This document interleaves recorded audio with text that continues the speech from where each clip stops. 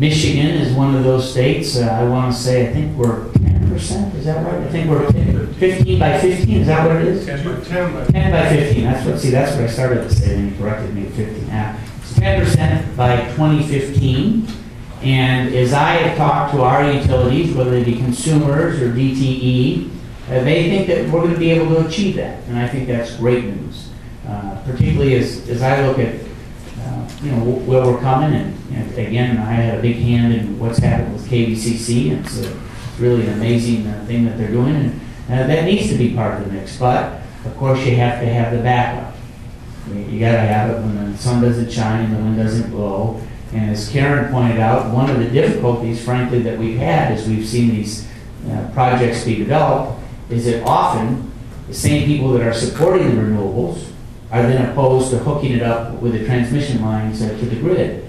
You can't let that happen, and that's happened out in San Diego with a major solar farm. I want to say it's east of San Diego, and it's going to connect the grid right along an interstate highway. And I want to say it was the Sierra Club that fought them tooth and nail in the courts. I was delighted to hear the news this week that finally, Ted Kennedy's probably rolling over in his grave, but off Nantucket now they're going to have a major wind farm, 120 turbines that are going to be off Nantucket, providing enough electricity, I think, for that island. I don't know what the volume of need is going to be, but it needs, renewables need to be part of the mix. And we've seen 28 states like Michigan, and I'm sure that when we close in on 2015, if the utilities are able to keep their pledges there, that maybe we can look beyond that as California just did with the 30% that the governor just signed into law.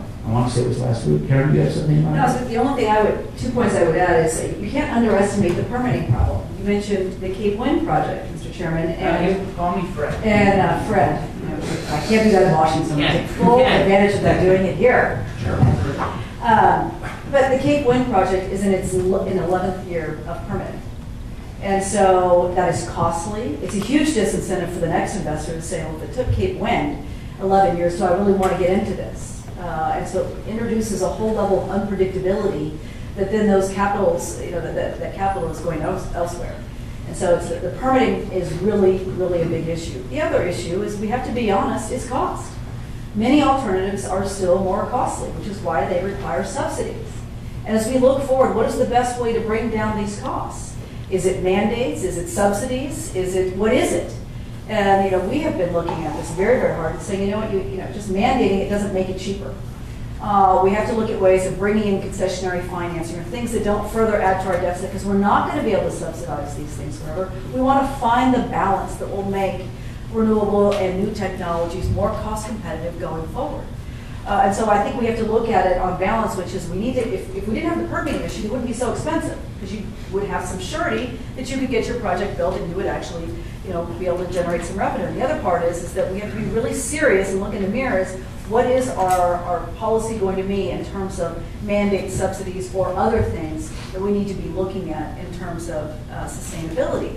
And I would just add in that, one of the ironies as we look at this is that one of the best ways to make things more cost effective is to grow your market.